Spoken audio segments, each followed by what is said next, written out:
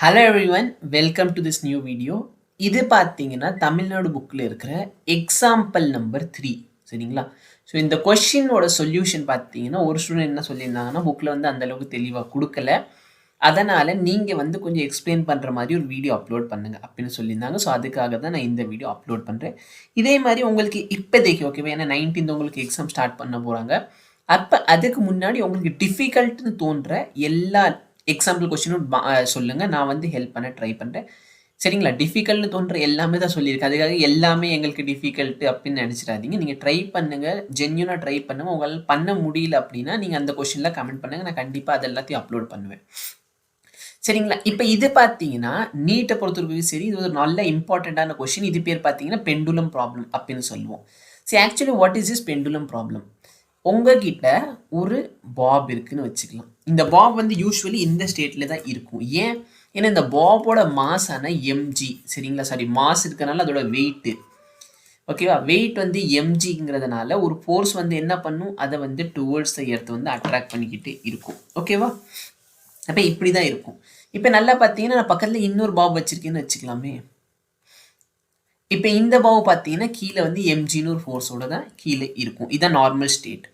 இப்போ நான் சப்போஸ் இவங்க 2 பேருக்கு நடுவில் ஒரு சார்ஜை கிரியேட் பண்ணுறேன்னு வச்சுக்கலாம். 2 பாடிக்கு என்ன கொடுத்துட்டு சார்ஜ் கொடுத்துட்டேன். நான் சார்ஜ் கொடுத்தோன்னே என்ன ஆகும்னு நினைக்கிறீங்க? எஸ், ஆப்வியஸ்லி ரெண்டுத்துலையுமே சேம் சார்ஜ்னாலும் இவங்க 2 பாடி என்ன பண்ண போகிறாங்க, ரிப்பல் பண்ணுவாங்க. அப்போ நல்லா பார்த்தீங்கன்னா இந்த பாசிட்டிவ் சார்ஜ்னால இந்த பாடி இந்த டைரக்ஷனில் ஒரு ஃபோர்ஸ் எக்ஸ்பீரியன்ஸ் பண்ணுவாங்களா? அதே மாதிரி இங்கே இருக்கிற சார்ஜ்னால இந்த பாடி வந்து இந்த டைரக்ஷனில் ஒரு ஃபோர்ஸ் எக்ஸ்பீரியன்ஸ் பண்ணுவாங்க.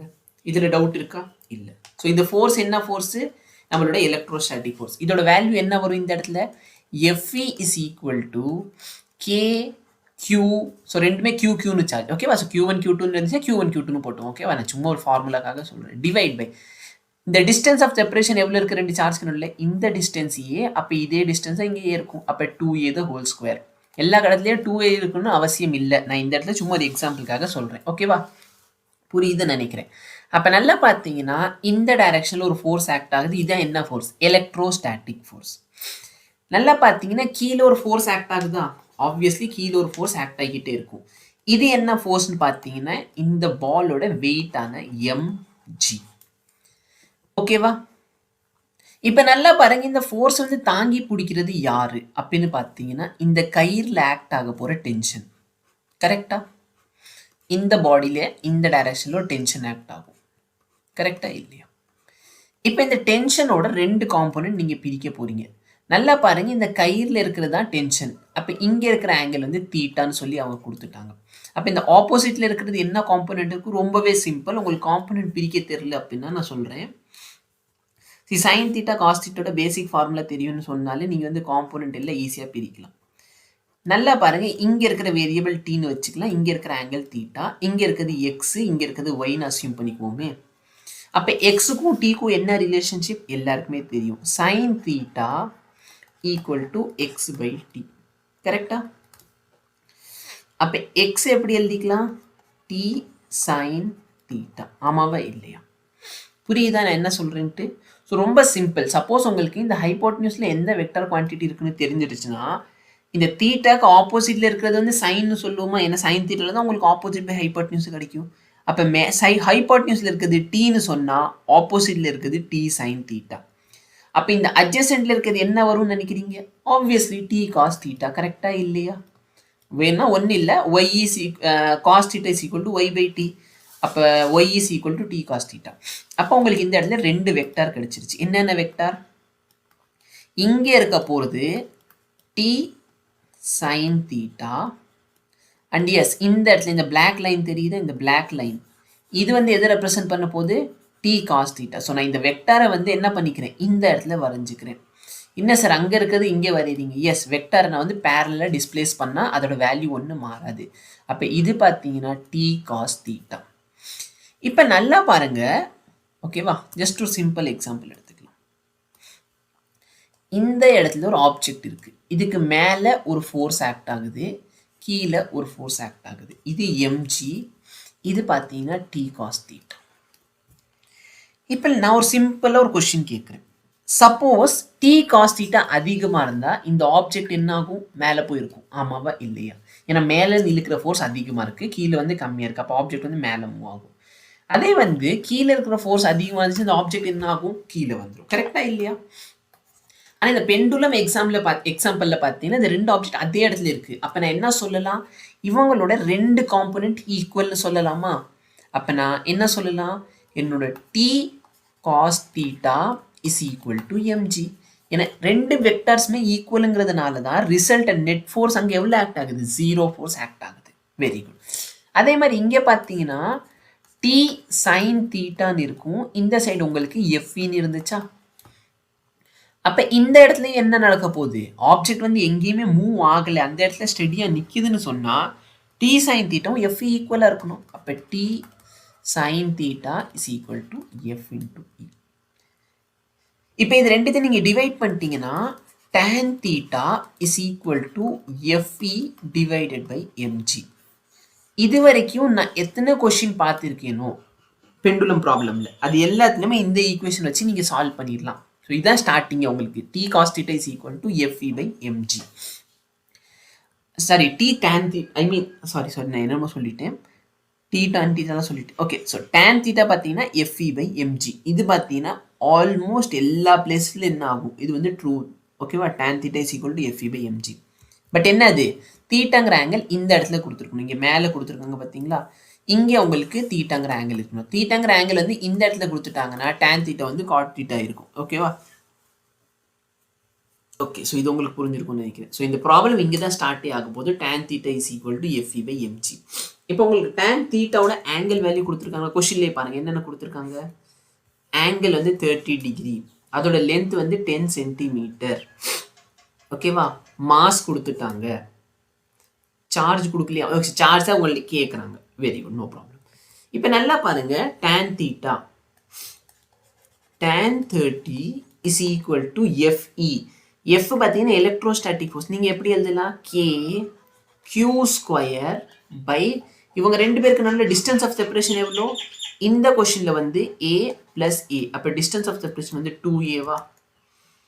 2a the whole square MG. அப்போ எம்ஜியால் டிவைட் பண்ணிக்கலாம். புரியுதா? அப்போ உங்களுக்கு கியூ ஸ்கொயர் என்ன கிடைக்க போகுது இந்த இடத்துல? நல்லா பார்த்தீங்கன்னா tan 30 mg 2a the whole square by k. ஓகேவா? எஸ். இப்போ பார்த்தீங்கன்னா tan 30 வேல்யூ என்ன? q square tan 30 value 1 by root 3 into m into g. m into g. So m எவ்வளோ சொல்லியிருக்காங்க? 1 கிராம், கிலோகிராமுக்கு மாற்றணும். அப்போ 1 into 10 power minus 3. ஜியோட வேல்யூ என்ன? 10 into இப்போ பார்த்தீங்கன்னா உங்களுக்கு இந்த 2a வேல்யூ தெரியுமா? உங்களுக்கு 2a வேல்யூ தெரியாது. சரிங்களா? ஸோ இந்த இடத்துல ஏவோட வேல்யூ உங்களுக்கு தெரியாது. பட் என்ன கொடுத்துட்டாங்க? உங்கள்கிட்ட எனக்கு தெரிஞ்சு அவங்க இந்த வேல்யூ கொடுத்துருக்காங்க. இது வந்து எல், இது வந்து ஏ. இங்கே இருக்கிற ஆங்கிள் தீட்டா. அப்போ நீங்கள் ஏவை எல் சைன் தீட்டான்னு எழுதலாமா? என்ன ஆப்போசிட்ல இருக்கிற சைட். அப்போ ஏவை பார்த்தீங்கன்னா நீங்கள் எல் சைன் தீட்டான்னு எழுதலாம். கரெக்டா இல்லையா? அப்போ இங்கே இருக்கிற 2a-வை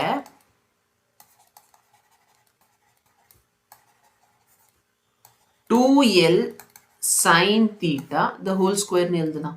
whole divide by k. So 2L length எவ்வளோ சொன்னாங்க? அந்த கயிறோட length பார்த்தீங்கன்னா 10 சென்டிமீட்டர். மீட்டருக்கு மாற்றினீங்கன்னா 10 into 10 power minus 2. Sorry, 10 into 10 power minus 2. Simplify பண்ணால் மொத்தமாக 10 power minus 1 வரும். into sin theta. sin எவ்வளோ? 30 டிகிரி. அப்போ sin 30 என்ன? 0 0 1 by 2. 1 by 2 the whole square whole divided by denominator என்ன இருக்குது? k. k ஓட வேல்யூ என்ன? 9 into 10 to the power of 9. இப்போ சிம்பிளிஃபை பண்ணுறீங்கன்னா இது கூட கேன்சல் ஆயிரும். கரெக்டா இல்லையா? இது சிம்பிளிஃபை பண்ணீங்கன்னா 10 power minus 2. இந்த இடத்துல சிம்பிளிஃபை பண்ணி 10 power minus 1. இதை ஸ்கொயர் பண்ணீங்கன்னா 10 power minus 2 whole divided by. ஓகேவா? ஸோ இதுக்கு மேலே ஜஸ்ட் உங்களுக்கு சிம்பிளிஃபிகேஷன் மட்டும்தான். கொஷின் வந்து அங்கேயே சால்வ் ஆயிடுச்சு. நான் அந்த இடத்துல ஒரு ஐடியா கொடுத்தேன் பார்த்தீங்களா? அந்த இடத்துல உங்கள் கொஷின் ஃபுல்லாக சால்வ் ஆயிடுச்சு. இப்போ இந்த இடத்துல பார்த்தீங்கன்னா இது கேன்சல் ஆயிடுச்சு. 9 into √3 into 10 power 9. ஓகேவா? இப்போ முடிஞ்ச அளவுக்கு நம்ம வந்து இதை சிம்பிளிஃபை பண்ண பார்க்கலாம். என்ன அப்படின்னா இது q ஸ்கொயர். நான் qன்னு சொன்னேன். 10 power minus 4 into 10 power minus 9 √3. இதை நான் வந்து 10 power minus 12 இல்லைனா 10 power minus 14 எழுதிக்கலாம். 10 power minus 14 into 10 by 9 into √3. இப்போ 10 power minus 14 எடுத்தீங்கன்னா 10 powers கடைசியில் பார்த்துக்கலாம். ஓகேவா? முந்திக்காரில் ஓகே. இப்போ இதோட வேல்யூ மட்டும் நீங்கள் சிம்பிளிஃபை பண்ணுங்க. இது எப்படி வந்துச்சுன்னு புரிஞ்சா இது ரெண்டு சிம்பிளிஃபை பண்ணி 10 power minus 13 வரும். நான் 10 power minus 14 into 10 எழுதியிருக்கேன். அது 10 power minus 13 ஆயிருமா? ஸோ நான் வந்து கேல்குலேட்டரில் போட்டுடுறேன். ஓகேவா? ஏன்னா உங்களுக்கு தேவை கரெக்ட் ஆன்சர் வந்தால் போதும், அப்படி தானே? ஸோ இதை சிம்பிளிஃபை பண்ணால் என்ன கிடைக்கும்னா 10 divided by 9 divided by √3. So உங்களுக்கு ஆன்சர் பார்த்தீங்கன்னா 10 power minus 14 into 0.6415. இது நீங்கள் எப்படி எழுதிக்கலாம்?